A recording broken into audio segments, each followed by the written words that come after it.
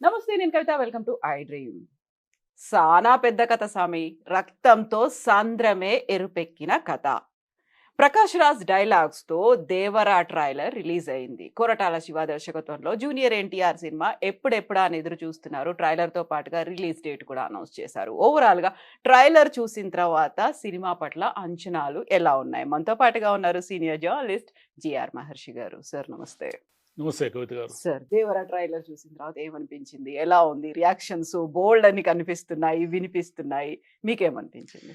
ఒకటి ఆ కథ ఏదో కొంచెం రివీల్ అయినట్టుగా అనిపించింది నాకు. ఓ దాంట్లో కొంచెం అంటే గుప్పిట మూయడం అనేది ఒకటి ఉంటుంది కదా.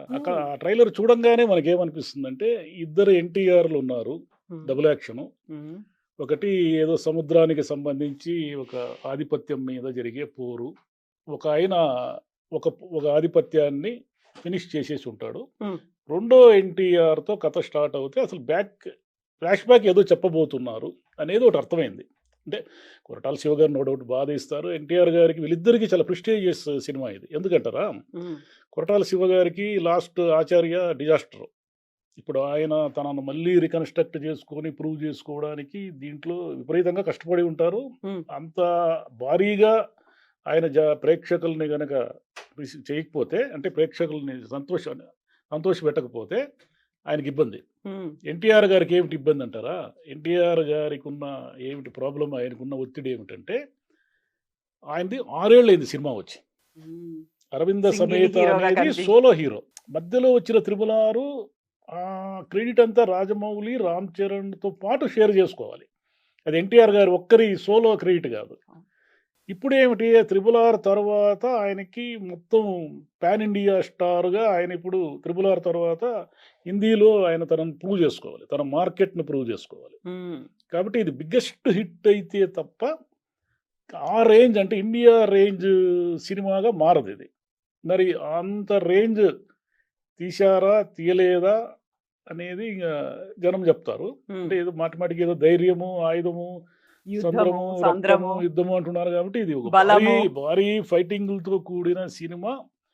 అండర్ వాటర్ సీన్స్, ఇవేదో క్లైమాక్స్, ఇదంతా భారీగా ఉంటుంది అనేది జనం అందరూ ఎక్స్పెక్ట్ చేస్తున్నారు. మరి కొరటాల శివ గారు ఏం చేశారు, ఎలా చేశారు, మ్యాజిక్ ఏమైనా చేశారా? అయితే ఉన్న ప్రాబ్లం ఏమిటంటే, అంటే బహుశా అన్ని కథలు అలాగే ఉంటాయండి, హీరో వర్సెస్ విలనే కదా ఏడైనా కథ. నాకు దీన్ని చూసి కొత్తగా ఏం చేస్తారు, నాకు ఇది 20 years బ్యాక్ రిలీజ్ అయిన ఆంధ్రావాలా ఉంది. ఎందుకు అది గుర్తుకొచ్చింది? ఎందుకంటే ఇప్పుడు 20 ఏళ్ల క్రితము ఆంధ్రావాలా అనేది ఎన్టీఆర్ డబుల్ యాక్షన్ మొదటి సినిమా అది. దాంట్లో ఏమిటంటే ముంబై మాఫియాలో ఒకటి ఏదో ఒక ఆధిపత్యాన్ని ఆయన పెద్ద ఎన్టీఆర్ అంటే తండ్రి ఎన్టీఆర్ దాన్ని ఫినిష్ చేయడానికి పోరాడి ఆ పోరాటంలో చనిపోతే తర్వాత వచ్చిన కొడుక్కి మెల్లిగా ఫ్లాష్ బ్యాక్ చెప్తారు. ఫ్లాష్ బ్యాక్ చెప్పిన తర్వాత మీ అమ్మ నాన్న ఇది ఇలా బలైపోయారు జనం కోసం అని ఏదో చెప్తే ఈయన వెళ్ళి మళ్ళీ అదే ముంబైకి వెళ్ళి ఆ స్లమ్లో మళ్ళీ ఒక ఫైట్, ఈ విలన్ని ఎలా ఎదుర్కొంటాడు అనేది కథ. దీన్ని ముంబై స్లమ్ నుంచి పక్కకు పెట్టి ఒక సముద్రం బ్యాక్ డ్రాప్ తీసుకుంటే అచ్చం అలాంటి కథలాగే ఏమైనా ఉందా అనేది నా అనుమానం. సరే, కథలు ఏమున్నా ఎగ్జిక్యూషన్ అంటే దాన్ని ఎలా తీశారనేదే కదా. ఇప్పుడు కొరటాల శివ గారు ఒకే కథను 5 సార్లు తీశారు. అది చెప్తే విచిత్రంగా ఉంటుంది, కానీ ఆయన కథలన్నీ ఏమిటి, హీరో ఎక్కడి నుంచో వేరే వాళ్ళ కథలోకి వస్తాడు. అదే కదా, వేరే లైఫ్లోకి వస్తాడు. ఇప్పుడు మిర్చి ఉంది, హీరో ఎక్కడో ఉంటాడు, అది వాళ్ళ నాన్నకు సంబంధించిన ఫ్యాక్షన్ కథలోకి మెల్లిగా వస్తాడు. శ్రీమంతుడు ఉంది, శ్రీమంతుడిలో హీరో ఎక్కడో ఉంటాడు, వాళ్ళ నాన్నకు సంబంధించిన ఊరి కథలోకి వస్తాడు. అంతే కదా. భరత్ అను నేను, భరత్కి ఏమీ సంబంధం లేదు ఆ పాలిటిక్స్తో, కానీ వాళ్ళ నాన్నకు సంబంధించిన ఒక ఎమోషన్ కోసం ఆయన పాలిటిక్స్లోకి వస్తాడు. ఆచార్య ఉంది, ఆచార్యలో ఏమిటి, ఆచార్యలో చిరంజీవి గారు ఎక్కడి నుంచో వస్తారు, పాదఘట్టం అనే కథలోకి వస్తారు. మీకు ఆయన సినిమాలన్నీ కూడా శ్రీమంతుడు, భరత్తను నేను, జనతా గ్యారేజ్ కూడా అదే కదా. జనతా గ్యారేజ్ ఏమిటి, మోహన్ లాల్ కథలోకి బయట నుంచి ఎన్టీఆర్ వస్తాడు. ఎన్టీఆర్ వచ్చి అక్కడ ఉన్న పరిస్థితులు చక్కదిద్దుతాడు. శ్రీమంతుడు ఒక ఊరి కథ, మిర్చి ఒక ఫ్యాక్షన్ కథ, జనతా గ్యారేజ్ ఏమో అక్కడ ఉన్న లోకల్ ఆధిపత్యానికి సంబంధించిన కథ. ఇక మిగతా ఆచార్య వచ్చి ఒక నక్సలైట్ బ్యాక్గ్రౌండ్తో ఉన్న కథ, భరత్ అను నేను ఒక పొలిటికల్ స్టోరీ. ఒక ముఖ్యమంత్రి సంబంధించిన కథ అది. ఉమ్, ఉమ్, లైన్ ఒకటే, ఒకే లైన్ని వేరు వేరు డైమెన్షన్స్లో తీస్తాడు ఆయన. ఉమ్, ఇప్పుడు ఇది కూడా దీన్ని కూడా ఏమిటంటే పాత ఎన్టీఆర్ అంటే చిన్న ఎన్టీఆర్ పెద్ద ఎన్టీఆర్ కథలోకి రాబోతాడు.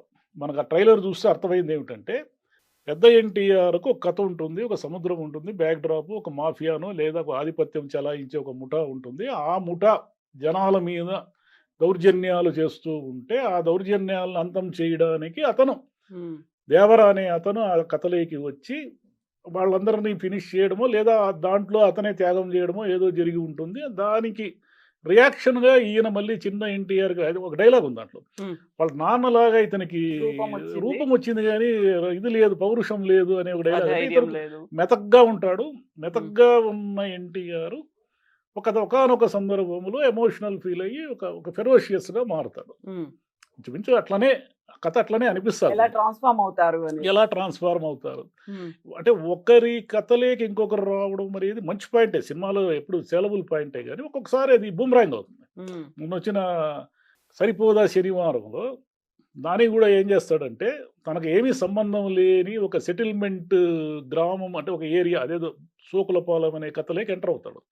వాళ్ళని ఏదో ఆ పోలీసు దౌర్జన్యాల నుంచి రక్షించడానికి. అక్కడ ఎందుకు బూమరాంగ్ అయిందంటే ఆ కథ ఉమ్, అది నాని కథ కాదు. నానికి ఏమీ సంబంధం లేదు ఆ సోకులపాలెం అనే ఊరితో. ఉమ్, ఆ అమ్మాయి లేడీ కానిస్టేబుల్ పనిచేస్తూ ఉంటుంది. ఆ అమ్మాయి అక్కడ ఉన్న కష్టాలని చూసి ఇతనికి చెబుతుంది. అంటే తనకు సంబంధం లేని కథలేకి నాని రావడం వల్ల ఉమ్, అది అనుకున్నంతగా క్లిక్ కాలేదు ఆ సినిమా. ఆ సినిమాకున్న లోపం ఏమిటంటే అది హీరో కథ కాకపోవడం. అయితే కొరటాల శివ గారు ఏం చేస్తారంటే దాన్ని ఎలాగో అలాగా హీరో కథగా మారుస్తారు. హీరో బయట నుంచి హీరోసెంట్రిక్ వస్తాడు. అయిపోతుంది. హీరో బయట నుంచే వస్తాడు కానీ బయట నుంచి ఏదో ఒక సమస్య పరిష్కరించడానికి వస్తాడు. ఇప్పుడు ఈ దేవరలో కూడా రెండో ఎన్టీఆర్ తన తండ్రి మిగిలి పెండింగ్ పెట్టిన సమస్యలు ఏవో ఉంటాయి. తన తండ్రి ఎందుకైతే ఆ దేవర అనే అతను ఎందుకు బలైపోయాడు లేదా బలైపోయాడో లేదు మనకు తెలియదు, ఉన్నాడేమో. నేను చెప్తున్నా ఆ తండ్రి మొదలుపెట్టిన కథని ఫినిష్ చేయడానికి రెండో ఎన్టీఆర్ వస్తాడు. ఉమ్, మేబీ ఆ ట్రైలర్ చూస్తే మనకు అర్థమయ్యేది. అది ఎక్కడైనా ఒక విలన్ని అంతము చేయడానికి ఒక హీరో రావడం అనేది సేలబుల్. ఇంకోటి ఏమిటంటే ఫ్లాష్ బ్యాక్. ఉమ్, ఫ్లాష్ బ్యాక్ ఎప్పుడు ఎలా ఆ నరేషన్ ఆ అనేది. నెరేషన్ ఎప్పుడు ఎట్లుంటుందంటే డైరెక్ట్గా హీరో బ్రహ్మాండమైన శక్తివంతుడు గొప్ప వ్యక్తి అది ఇది అని చూపించేది ఒక పద్ధతి. అది రాజమౌళి స్టైల్. అది రాజమౌళి ఏం చేస్తాడంటే మీకు ఉదాహరణకి బాహుబలిలో హీరో ఎంతటి బలవంతుడు అనేది ఎవరు చెప్పరు. ఉమ్, ఒక సీన్లో చూపిస్తాడు అనమాట. ఒక సీన్ ఏమిటి, తల్లి శివలింగానికి పూజ చేసుకోవాలనిపిస్తే అంతే అంత దాన్ని తీసుకొచ్చి భుజం మీద మోసుకొచ్చి పెడతాడు. అంటే అతను మామూలు వాడు కాదు. అది ఏదో ఒక మాస్క్ కింద పడితే ఆ మాస్క్ కోసం ఆ పెద్ద జలపాతాన్ని ఎక్కేస్తాడు. కాబట్టి అక్కడ ఎవరు చెప్పక్కర్లే. కానీ కొన్ని కథల్లో ఏమిటంటే ఎవరో చెప్పాలి. నువ్వు ఏమనుకుంటున్నావు, అతను ఏమిటి, అతని బ్యాక్గ్రౌండ్, అతను మామూలు వాడు కాదు, వింటావా అతని కథ అని స్టార్ట్ చేస్తారు. అదొక స్టైల్ అనమాట. ఫ్లాష్ బ్యాక్ స్టైల్ అంటారు దాన్ని. కేజీఎఫ్ లో మనం చూసాం. కేజీఎఫ్ అద్భుతమైన నెరేషన్. అది అంతకు మించిన నెరేషన్ ఈ మధ్య కాలంలో రాలే. అంటే ఒక్కొక్కటి కథని ఎలా విప్పుతూ వస్తారు అంటే చిక్కుముళ్ళు వేసుకుంటూ వచ్చి కథని ఎలా విప్పుతూ ఒక్కొక్కటి ఇప్పుడు ఏమిటంటే జనం విపరీతంగా తెలివి మీరిపోయారు. వెబ్ సిరీస్, కొరియన్, జాపనీస్ అవి ఇవి వాళ్ళు చూడందే లేదు. ఇప్పుడు ప్రపంచంలో ఉన్న అన్ని సినిమాలు చూసేశారు. వాళ్ళు కొత్తగా వాళ్ళని ఎంగేజ్ చేయాలి, కొత్తగా వాళ్ళని థియేటర్లో 2-3 గంటల సినిమా ఇది. అందులో ఎక్స్పెక్టేషన్స్ కూడా చాలా ఉన్నాయి. 6 ఏళ్ల తర్వాత ఎన్టీఆర్ గారి మీద, కొరటాల శివ గారి మీద విపరీతంగా ఎక్స్పెక్టేషన్స్ ఉన్నాయి. ఈ ఎక్స్పెక్టేషన్స్ అందుకోవాలంటే ఏం చేయాలంటే ఆ కథ 3 గంటల సేపు మనల్ని కదలకుండా కూర్చోబెట్టాల. మనం ఫోన్ చూసుకున్నామంటే ప్రమాదంలో పడినట్టే. ఇప్పుడు ఏమిటి, ఏదన్నా చిన్న మనకు ల్యాగ్ అనిపిస్తే మనం వెంటనే చేసేది ఏంటి, వాట్సాప్ మెసేజ్ ఏమొచ్చిందా అని చూసుకుంటాం. ఫోన్ ఆన్ చేసామంటేనే ఏ సినిమా అయినా ప్రమాదంలో పడినట్టే, లేదని అర్థం. 3 గంటల సేపు కూర్చోబెట్టడం చాలా కష్టం. ఎందుకంటే ఒక్క 2 నిమిషాలు వచ్చే రీల్స్నే జనం భరించలేకున్నారు. ఆయనకు అది కూడా ల్యాగ్ అవుతుంది. వెంటనే టిక్ టిక్ టిక్ అని ఇట్లా తిప్పేస్తూ ఉంటాడు వేలుతో. అలాంటిది 3 గంటల సేపు ఒక ఎమోషన్ని, ఒక ఫైట్స్ని, ఒక రొమాన్స్ని, ఒక హీరోయిజాన్ని ఎలివేట్ చేస్తూ ఇవన్నీ చెయ్యాలి అంటే చాలా శక్తి కావాలి ఇప్పుడు సినిమా ఫిల్మ్ మేకర్స్కి. మరి అంత శక్తి చూపించారా, చూపలేదా? అంటే హీరో ఎంత శక్తిమంతుడు అనేది ఎప్పుడు పాయింట్ కాదు, ఉమ్, విలన్ ఎంత శక్తిమంతుడు అనేది పాయింట్. విలన్ ఎంత శక్తిమంతుడైతే హీరో అంత ఎలివేట్ అవుతాడు. ఆ, ఇప్పుడు బాహుబలిలో రాణా లేకపోతే మీరు ఒకసారి ఊహించండి అవును, ఏముంది ఆ సినిమా. అంత టఫ్ కంటెండర్ గా రాణా కనిపించారు. అనే అతను ఒక భయంకరమైన బుల్ని కూడా అట్లా కొమ్ములు వించి అట్లా అణిచేస్తాడు అనేంత బలవంతుడు అని ముందే ఎస్టాబ్లిష్ కావడం వల్ల వీళ్ళిద్దరికీ ఏమిటి అనేది 2 భాగాలు చూశారు జనం. కట్టప్ప పొడిచినందుకే కాదు, అవును, అసలు ఎందుకు పొడిచాడు అనేది పక్కన పెడితే ఆ 2 భాగాలు చూడ్డానికి ఏమిటి కారణం అంటే విలన్ అంత బలంగా ఉన్నాడు దాంట్లో. ఉమ్. దేవరలో కూడా బహుశా సైఫ్ అలీ ఖాన్ సైఫ్ అలీ విలన్ ఖాన్ ఉన్నట్టుగా ఫస్ట్ తెలుగు మూవీ కదా, ఇప్పుడు విలన్ గా బాగా పనికొస్తాడని అక్కడ ఆదిపురుష్ తర్వాత అర్థమైనట్టుంది. ఆది పురుష్ ఒకటి ఉంది కదా, కరెక్ట్. ఆది పురుషులో అదేదో కొంచెం మంచి సినిమానే అది, కానీ మనకు ఆ రామాయణాన్ని అలా చూడడం మనకు తెలియదు. అందుకు సరికొత్తగా కన్ఫ్యూజ్ అనిపించింది. అయిపోయినాం మనం. ఆ డిజిటల్ వేలో రామాయణాన్ని చూసి మనం రామాయణాన్ని ఎప్పుడు అదేమంటారు ఒక ఆధ్యాత్మికంగా ఒక ఎమోషనల్గా ఇలా చూస్తాం మనం. అవును. మీరు టీవీలో చూడండి, మన ఓటీటీలో చూడండి, అది చాలా బాగుంటుంది ఆ సినిమా. ఉమ్, థియేటర్లో దాన్ని భరించలేకపోయినారు, థియేటర్లో చాలా కన్ఫ్యూజ్ అయిపోయినారు. ఉమ్, మనకి సాంప్రదాయకంగా మన మెదడులో కొన్ని ముద్రలు ఉంటాయి.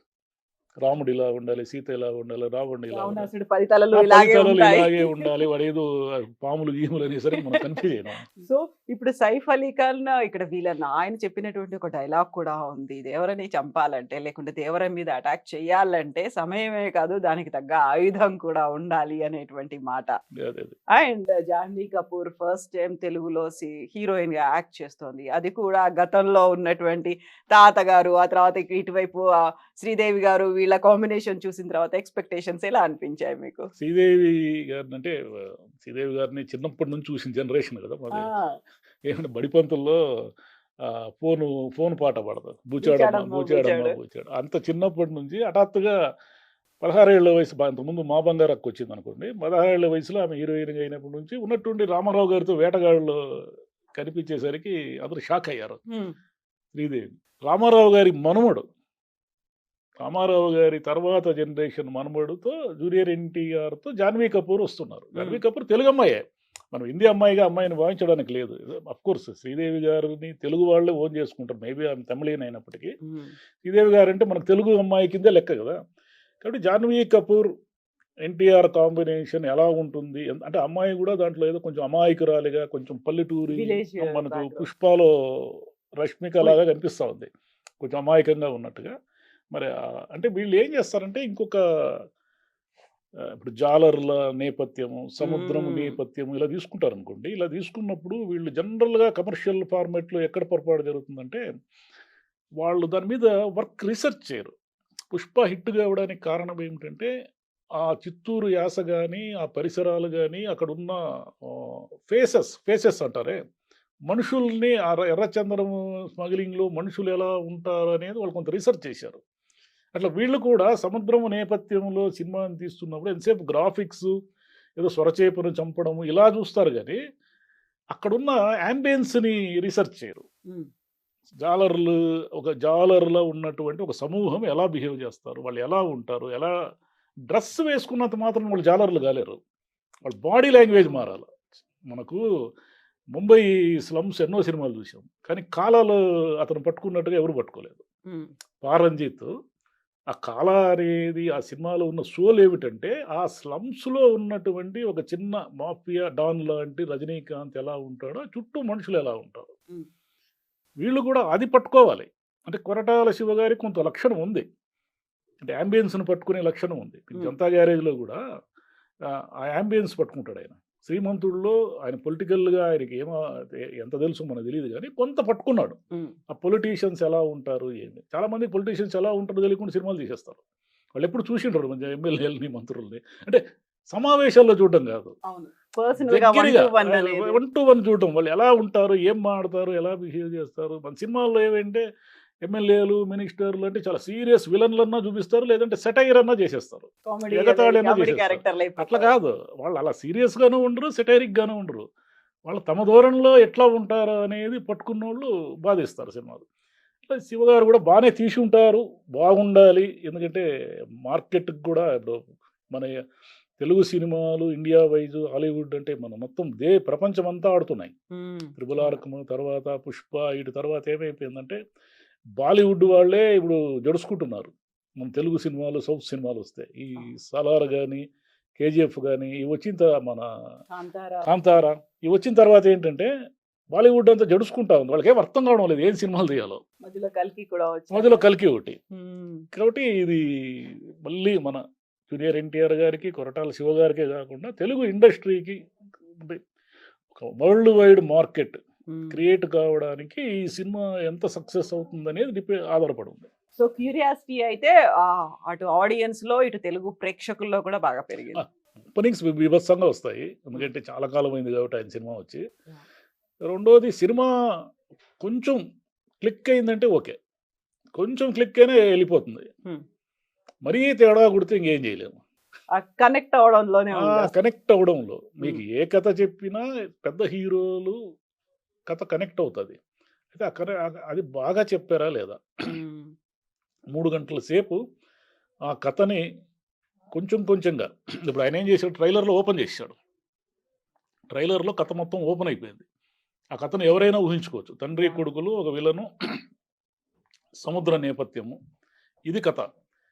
ఈ రివీల్ అయిన కథని ఆయన ఎంత గ్రిప్పింగ్గా చెప్పినాడు, ఎంత చెప్పాడు అనేది పాయింట్. 2 నిమిషాల 40 సెకండ్ల ట్రైలర్ లో ఏం చెప్పారు, అది సినిమాకి 2 గంటల 50 నిమిషాలు పైగా ఉంది. దాదాపు 3 గంటలు ఉంది ఆ సినిమా. అంటే సెన్సార్ మనం చదివిన రిపోర్ట్ ప్రకారం నియర్లీ 3 అవర్స్ ఉంది. 3 అవర్స్ కూర్చోవాలంటే మరి ఇది పెద్ద సవాలే. కానీ ఎన్టీఆర్కి ఉన్న స్టామినా ఉంది కదా, ఆయనకి ఉన్న స్టామినా మామూలు స్టామినా కాదు. కాబట్టి ఆయన లాగేస్తాడు, అంటే తీసుకెళ్ళిపోతాడు.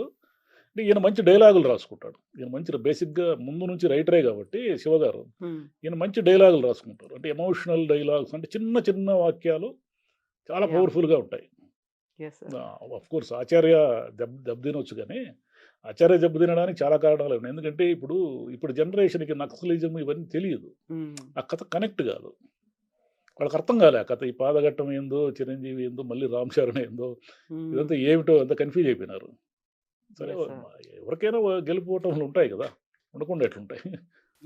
So we will wait for the release, fans లాగే మనం కూడా చూద్దాం. తప్పకుండా అది విజయం కావాలని కోరుకుంటున్నాం. Thank you so much. Thank you.